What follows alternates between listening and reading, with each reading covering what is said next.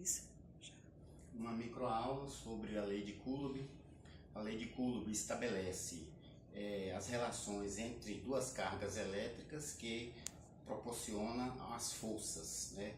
Agora, por que Coulomb? Em homenagem ao cientista Charles Coulomb, francês, nascido em 1736.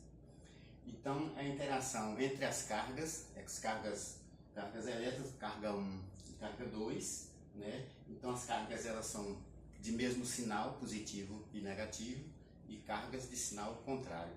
Em cargas de mesmo sinal, as forças são repulsivas. Cargas de sinal contrário, elas são força de atração. O que foi que Charles Coulomb no seu laboratório, que montou um laboratório e descobriu a interação entre essas forças, né? Então Charles Coulomb ele pegou, dobrou a carga, 2Q, dobrou a carga e percebeu que a força também foi dobrada, né? Se tinha 10, ele botou para 20 e a força foi dobrada nessa mesma proporção. Se ele triplicou a carga, ele percebeu também que a força triplicou. Então, aí ele observou que a força ela é proporcionalmente ao produto das cargas, né? Proporcionalmente ao produto das cargas. Mas na magnitude distância, né? E com relação à distância, Charles Coulomb ele pegou também, dobrou a distância e percebeu também que a força ficou reduzida 4 vezes, né? Ficou dividida por 4. Da mesma forma, ele triplicou a distância e percebeu que a força ficou dividida por 9, né? Ficou dividida por 9. Então, aí ele concluiu que a força depende do quadrado da distância inversamente proporcional. Então, ele chegou a essa conclusão e a gente observa que tem sentido. Quando as forças, as cargas são mais distantes, então a força reduz. E se as cargas são mais juntas, a força fica maior. Da mesma forma, quanto maior a quantidade de carga, o que acontece? A força vai ser maior. Quanto aumenta a carga, 1 bilhão de carga, então a força vai ser maior do que 3, 4, 5 cargas. Então aí ele concluiu da seguinte forma, que a força seria Q1 modo de vezes Q2 dividido pela distância ao quadrado. Mas aí ele observou também que depende do meio, a constante, né? A constante permeabilidade do meio. Então seria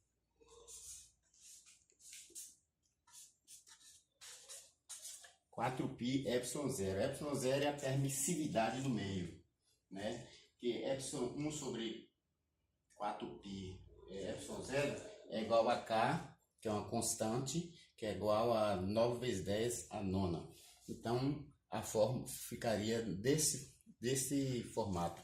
K é igual a Q1, o módulo de Q1 vezes Q2 dividido por 12. Então, aí o que foi que aconteceu? Em que F é a força, Q1 e Q2 são as cargas e D a distância entre as cargas. E K seria a constante eletrostática, que depende do meio. Nesse caso, aí ele fez uma formulação que as forças de atração ou repulsão entre as cargas são diretamente proporcionais, né, entre elas, ao produto entre elas, e inversamente proporcional, né, ao quadrado da distância as que separam.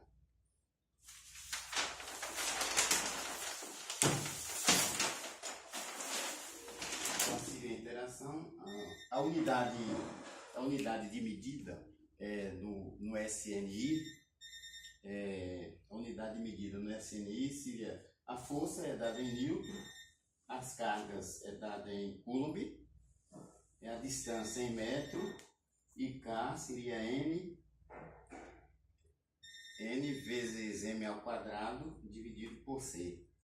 Então, o submúltiplo do Coulomb, né, seria 10 a menos 3, elevado a menos 3, que é milicoulomb. Da mesma forma, 10 elevado a menos 6 seria microcoulomb, 10 elevado a nona a menos 9 N nanocoulomb, e 10 elevado a menos 12 seria picocoulomb.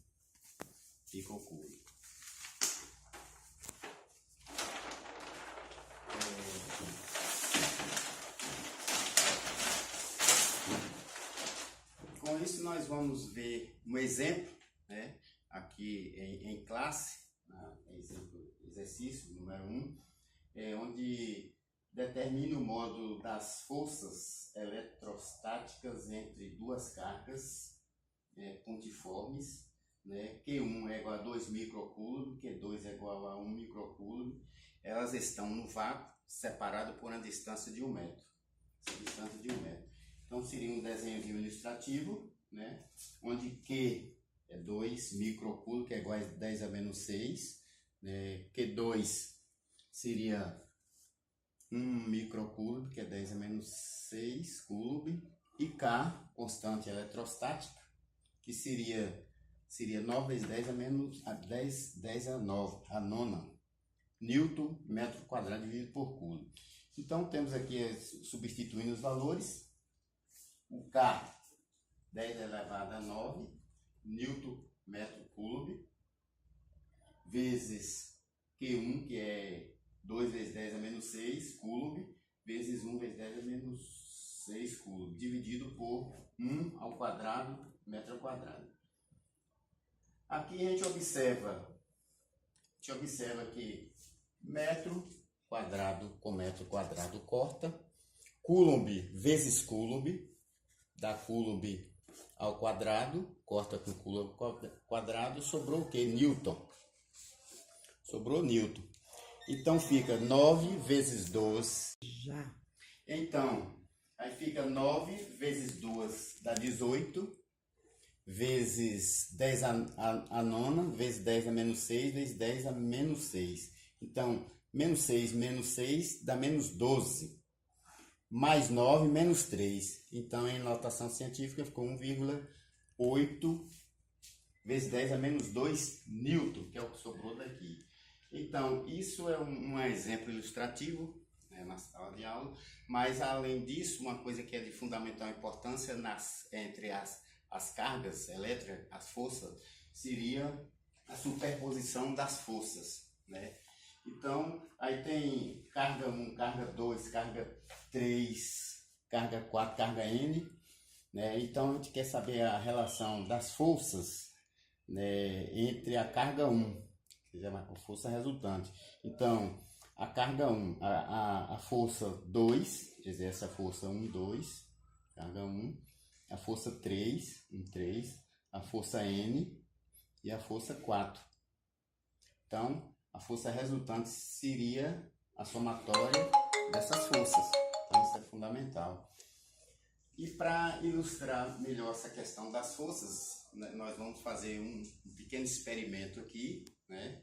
Aqui com material simples, tem esses materiais aqui, 2 canudinhos, papel picotado, uma franela e tesoura e papel, né? A princípio seria o experimento eletrostático de atrito, né? Onde tem 2 corpos, papel picotado e canudinho, são eletricamente neutros. Observa que não tem contato nenhum, né? Não tem força nenhuma de atração. Então vou fazer um atrito aqui. Esse atrito tá eletrizando o bastão e também fica eletrizado. Quando você encosta, você vê que há uma força de atração, atraiu o papel. Então Então, o que acontece, o que foi observado? Observado uma interação entre forças positivas e negativas, força de atração. Então, atraiu forças negativas e cargas positivas, elas se atraíram. Da mesma forma, a gente vai fazer canudo com canudo, né? Seria aqui, né? Aqui, você vê que atrai, tá vendo? Há uma força de atração, uma força de atração, e isso também é o princípio de funcionamento de um motor elétrico, né? Todo mundo conhece. Então, da mesma forma, aconteceu isso, né? E a gente pode também ver um outro exemplo. Vou atritar esse canudinho aqui, aí vai ficar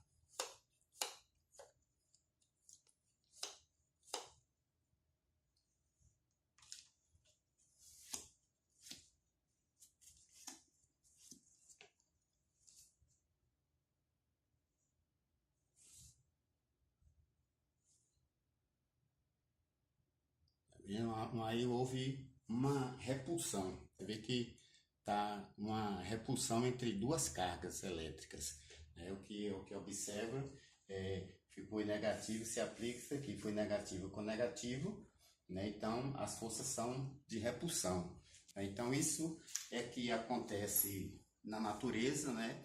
E os alunos, quando saem da faculdade, da sala de aula, né, o que acontece? Eles saem com conhecimento da física e para ser aplicado em benefício da natureza, ser cidadão crítico, né, no intuito de melhorar